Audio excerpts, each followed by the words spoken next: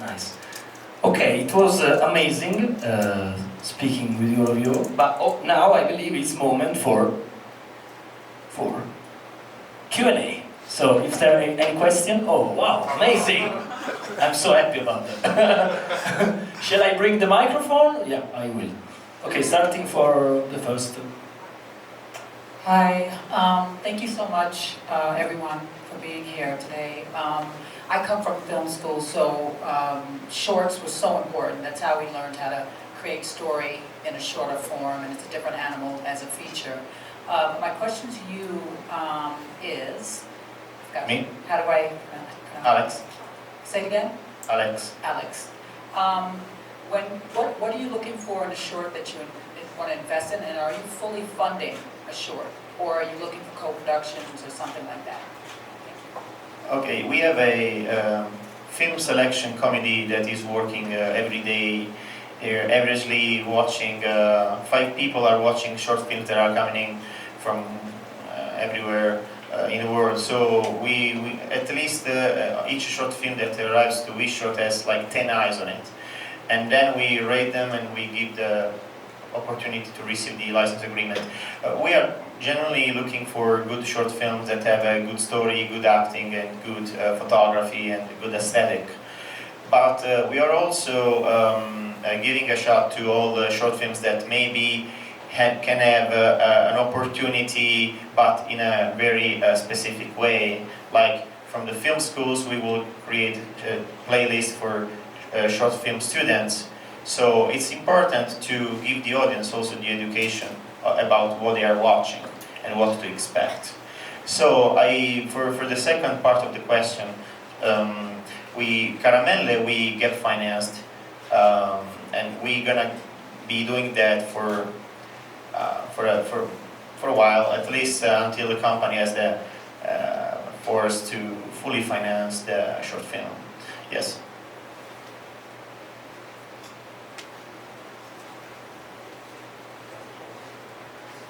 Thank you.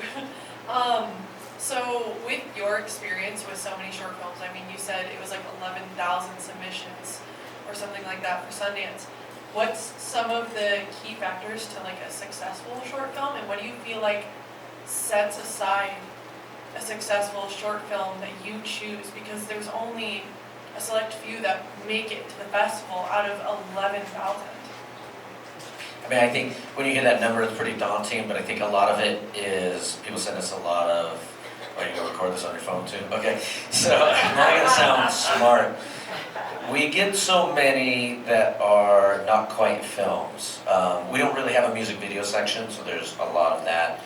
We get some folks who film their kids because they want their kids to be child actors, so please don't do that or don't send it to us. That's not what we do. Good luck.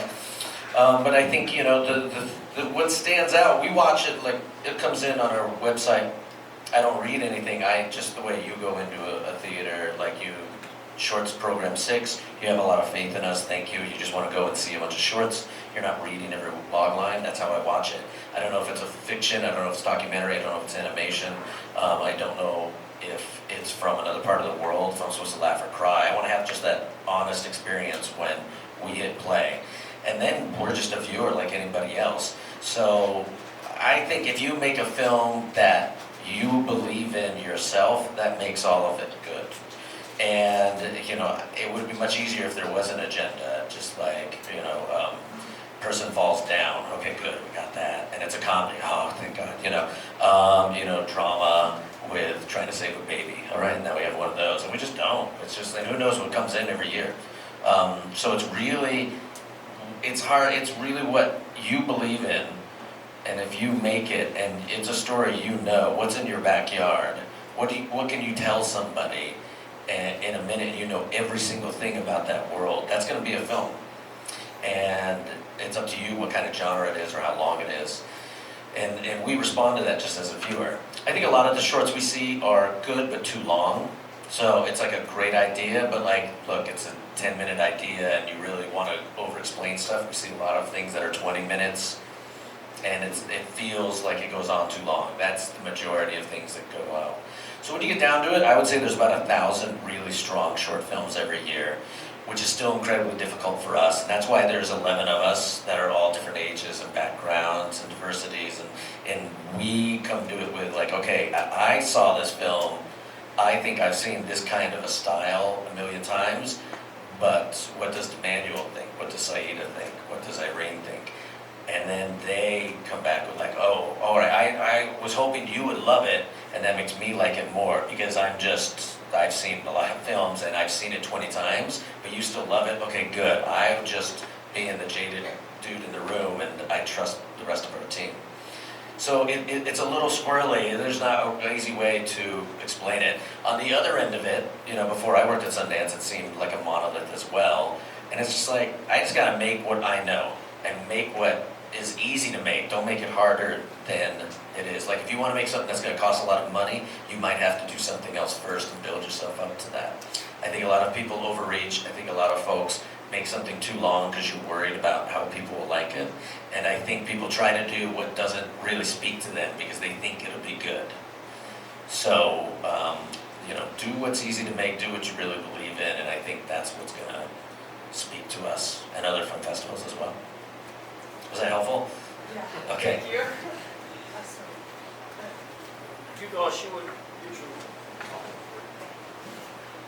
Starting to making a short, producing a short movie, do you consider that some short movie would tend to become a great feature movie and you will produce it too? No, because it's very connected. Yeah. Are you going to produce a feature movie? Yes, absolutely. We have many examples, starting from Whiplash or any other short movies that have been developed in a feature film. Not always words. I think that the creation process has to be authentic. So, in some ways can work. In some ways, we have examples that the feature film was not that successful as the short film. So it really depends. I think that if I have to be in the shoes of the screenwriter, I would think about the story and the best way to be told, not thinking about how long, because that's the most authentic way that I feel. So if it's... Sometimes this happens. No, absolutely, but this can also be developed in a TV series. I mean, of course, I think there is no limit for in the creation process. So my feeling of the answer is yes, absolutely yes. And if you have an idea and you want also our support, reach out.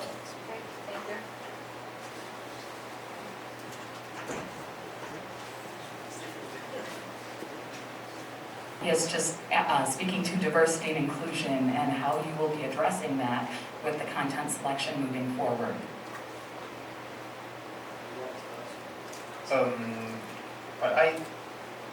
If you have a look on the platform, we have various playlists, and these playlists are pretty much the way we are thinking of it.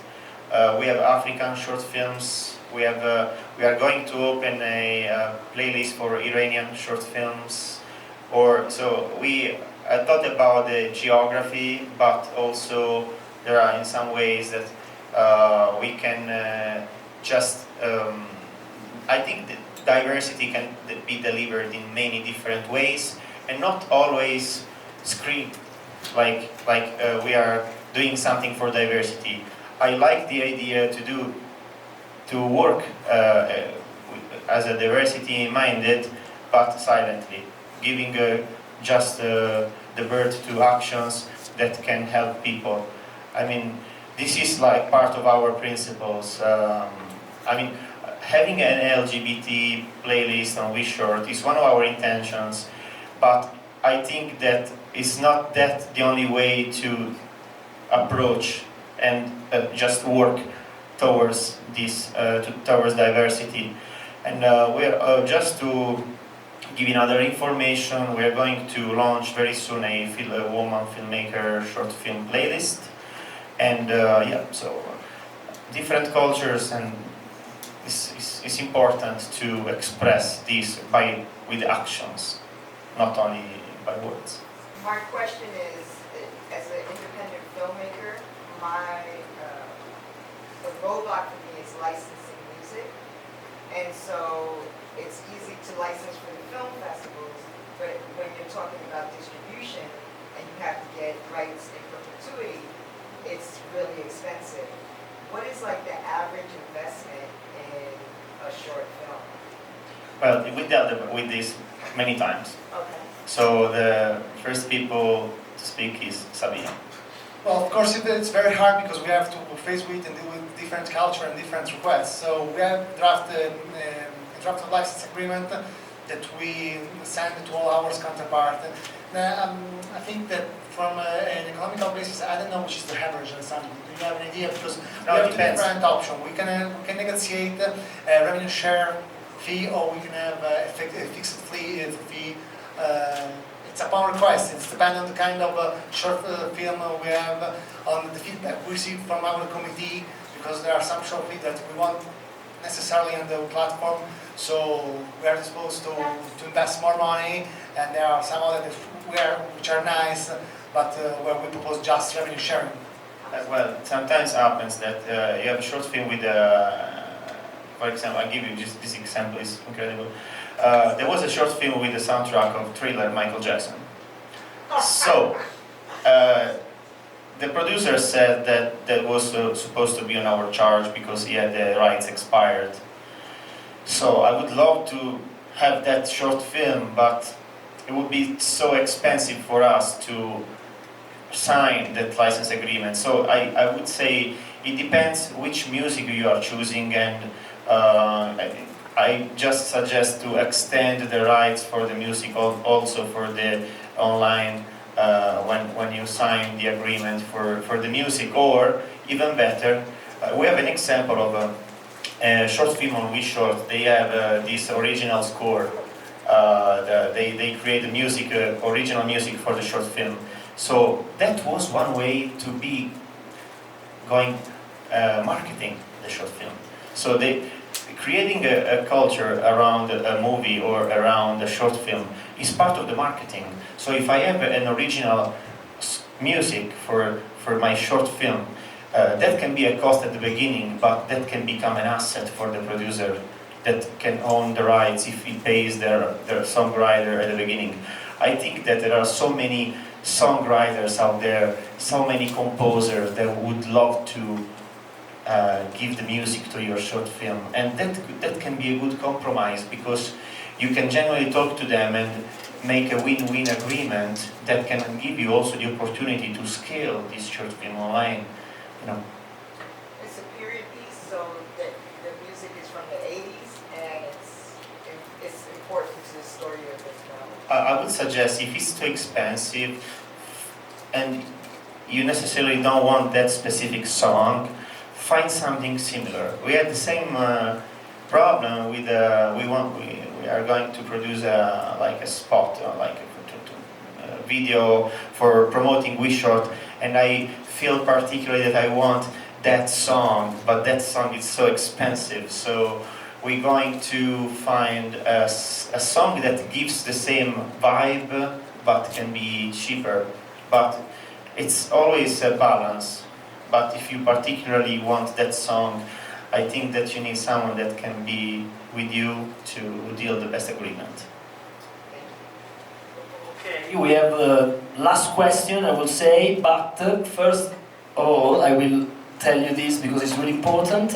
We will be at Vertical Lounge Doubletree Hilton from 6:30, as soon as we end this. If you want to ask questions, to speak about something, we can still meet there. And we also have a present for you. If you scan the QR code behind the badge, you will have 3 months free subscription on WeShort. And you can share this with your friends. And you can share this with your friends. Last question, go there. We can meet later. Thank you. I can bring you the microphone. Oh, yeah. Go back. Hi, thank you so much for this engaging panel, all of you. My question goes back more towards the beginning and talking about online experiences versus in-person experiences, and how to make the online more in-person. And I'm just thinking about, because short films and short content can fall into the same thing if we're just consuming them and not engaging like we do in person. And I'm wondering what you're developing online to create more of a space for what I think is maybe thought, which is what we can do when we gather in a space and not just sliding right into the next video. Thank you. I think probably this is a question between me and Paolo, but we are working a lot on the user experience. I think many features on platforms already been made. So the Web3 is giving us the opportunity to live in an environment where we can share experience and interact with other audience that are around the same content. But I think the innovation has to start simple. So the use of the blockchain, the AI, and all these technologies, fascinating technologies that many times end up to be buzzwords, has to be user-oriented. So to create an environment where people can interact digitally is important, as long as important to give people the choice of what they want to watch and how they want to watch it. For sure there are developments around this. Paolo, you want to give a... Yeah, I mean, you already said a lot, but I believe the scope to serve connected to the purpose, and as you said, there are too many buzzwords, and talking about metaverse, we're gonna even get there, but I believe it's a step-by-step process, and I don't think, very bluntly, platform like WeShort or any other movie platform requires now to have blockchain or forcibly use Web3. We don't need it. Not yet. And maybe it's good to protect IPs of the content, but you don't need it for you as a user as part of the feature set. So Alessandro said it perfectly. It's a step-by-step, and we can keep it simple and follow the need of the world and the audience in the moment we're using it. Sure, we need to be open and have a vision and follow and use the best technology out there. For instance, maybe I believe AI to provide you the best content is a better use of a feature and investment than go toward, I don't know, Web3 or blockchain. I have this romantic idea of living the experience in a Nickelodeon 4.0. Yeah, I mean, also movie theater needs to be innovated somehow. So I think that's interesting. That's a challenge that we all have. I mean, we are a platform, but I have to confess that my idea at the beginning, I envisioned WeShort as a movie theater focused only on short film. So I think this is something that can have many developments, and necessarily the experience is not only online, but we need to improve the experience. We need to improve the traditional viewing experience. How we go to the movie theater. How for me the movie theater is a cathedral. I feel it when I go in the movie theater. I feel like I'm stepping in a cathedral. So it's very important, and I love everything about the movie theater. So that also needs to be innovated to innovate the experience. And if I can add one last thing, and then we close this nice panel. For me, it's really important the relationship. I mean, somehow we are leaving the idea that platforms are in some ways a substitute, and in some ways something that has to overcome. Like naturally, what comes next overcome what was before. I believe that something WeShort is really focusing on is a relationship between festivals. I mean, for festivals never should stop existing. Festivals are one of the most beautiful things in the world, any kind of festivals. And this is really important. But I really believe that in some way the online, the short contents in this Imaginarium can reach out people to go to festivals. I mean, sometimes I think about my grandmother, which was such an expert about theaters and cinema, and she discovered it thanks to television. because she was a really humble family. They had one television, and they watched many films, and then she started going to theaters many times, thanks to the television. So I really believe that thanks to WeShort, people can also start going more to festivals, more to theaters, and both of them. I really believe in this synergy. So it was a pleasure. Thanks to Sabino Sernia, thanks to Loprieno, thanks to my Plante, thanks to Paolo Privitera. And as I said, we can see there in half an hour. And it was an honor. Thank you to Sundance, and thank you to events.com that powered our panel.